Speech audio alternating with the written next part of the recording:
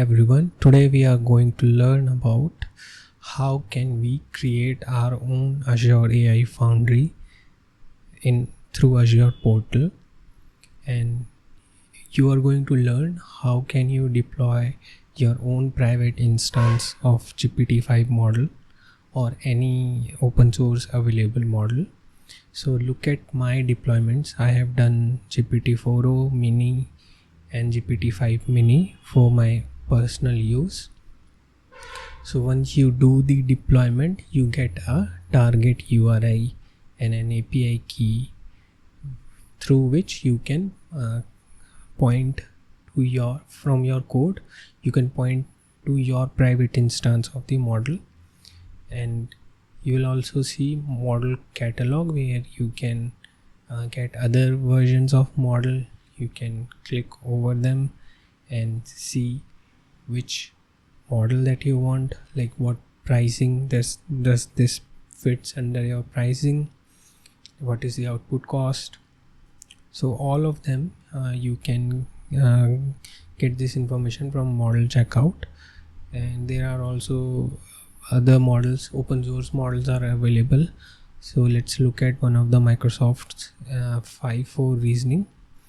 You'll see this model, you can pretty much do a deployment and then you can pay as per the this is the serverless cost. So deployment does not cost anything. Instead, the cost of usage is the one that you will be paying for.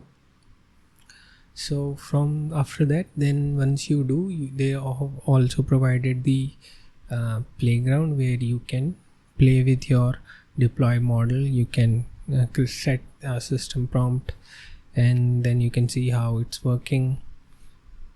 Here you can see it has replied because GPT-5 mini I have deployed. So let's see how can you go. Click over the create button and then head over through this search bar and then type Azure AI Foundry. So you'll see that in a list. So once you get there, you will see the card of Azure AI Foundry. Let's click on create, and this will give you a configuration form where you'll have to select your resource group. So once you have selected the resource group, you can provide any name convention that you would like. Prefer the hyphen between the words. I have written it Azure AI Demo YouTube. Choose a resource region where you want this deployment to happen. If you deploy it very far away from your usage, there will be data charges might apply, and then you'll have to create one project where your artifacts, containers and all will be stored. Now the network settings, this is where you configure any network security. Like if you wanted your firewall to only allow certain IP ranges, then you can do that. For example, I am just putting one random IP, so this IP range will be allowed, and same you can try with other one as well. Let's put 30 here, and or you can also disable no network access. So this will be completely private endpoint. So you just need for your internal network through your VPN, you can actually configure the private endpoint. So just select the cognitive services because that is the one we are going to create, and then your firewall network that you have created, and then subnet, and then your DNS zone. So once you do that, you will be able to set your OpenAI that works only internally through your network, and after that you'll have to set the identity, how you want your system to give privilege to other users. So in my account I am the only user, so I will be going with system, but for organization, so you can assign the user based identity. From here you can locate your user, and then accordingly you can make them project manager or contributor. So now they are asking if we want to encrypt our data.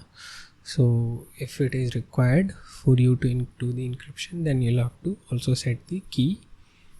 And once this is done, now you can give a tag like what environment it is it for prod, stage, so that becomes handy when you have multiple projects. And this is how you set the tags. Now let's create this as a demo, and then moving on to next. Now we just review once several settings that you wanted is achieved. Here you will see if you have configured network access, you will see the subnet and IP ranges. We having allowed all networks for now. And now let's click on the deployment. So it is initiating our deployment now. Then after that it will take us to the deployment screen where you will see the status of the deployment.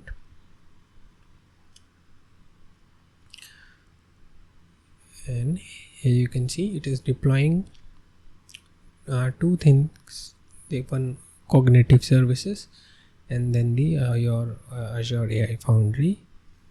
So let's wait for it to be done, and you can collect the all configuration from here.